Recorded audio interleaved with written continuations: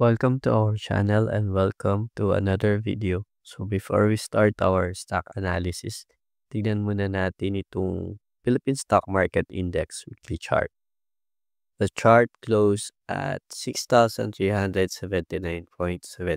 Still, sideways pa din yung galaw ng market. If we look at the Tarvas box natin, sideways pa din yung movement niya. What we would like to see is ma-break ni market yung top nitong Darvas box na pinlat natin. And from there, we might be able to see a bull run afterwards. Key resistance for the Philippine Market Index is here around the 7,500 level. So either mupug yung market by the time na ma-reach niya tong level na to or ma-breakout niya to ng tuluyan. Either karoon ng resistance pagka-reach niya dito or tuluyan na niya tong i-break out. Let's proceed naman to our stock analysis, and today ang i-analyze naman natin is itong AUB. Asia United Banking Corporation or simply AUB. So si AUB, kung titignan natin itong chart na to, mapapansin natin na nagkaroon ng accumulation si AUB mula noong October 2022 up until nagkaroon siya ng breakout here at December 2023. Ito, mahaba-haba yung accumulation na nangyari dito.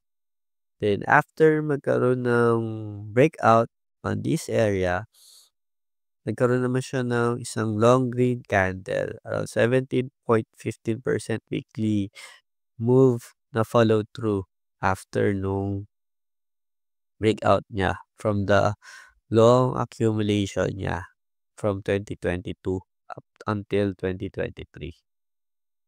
And then this second box naman, ito yung box na nagkaroon siya ng sumunod na sideways movement niya, which is a healthy sign for potential run and healthy move for a stock market na magkaroon muna ng consolidation dito.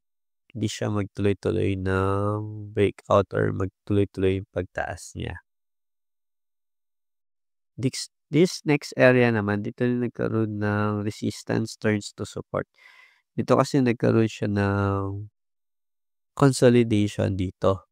Bali, naging resistance itong area na to before it attempts to break out. Then nag-break out siya, pero ang inabot lang niya is hanggang dito lang sa pinakamataas na 40 levels. After na magkaroon ng 40 levels, bumaba ulit yung movement niya.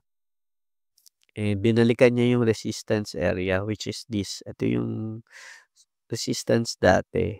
Binalikan niya yung resistance, bali nagkaroon naman ng support dito. Then after nung support, nag-bounce naman siya ulit and attempted to break the 40 levels resistance. And then nung nag-break niya yung resistance na to, ng 40 levels niya, ayun, nagkaroon ng isang major move afterwards. Weekly candle na 28.21%. Ayun, medyo malaki-laki to. Almost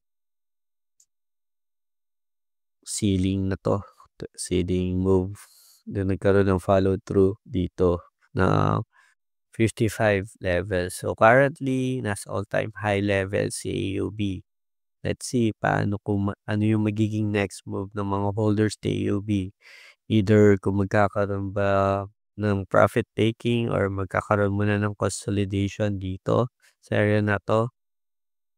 And consolidation sa area na to or mag-profit taking na muna sila and mag-drop ulit yung value ng stocks before magkaroon ng another move upwards. Ayan. Share us your thoughts on these stocks. kung magpapahinga muna siya or to the moon na ba si AUB. If nagustuhan nyo itong video, please do like and subscribe. And kung may request kayo na stock, just simply share nyo sa comments yung request nyo and we'll do a video for it.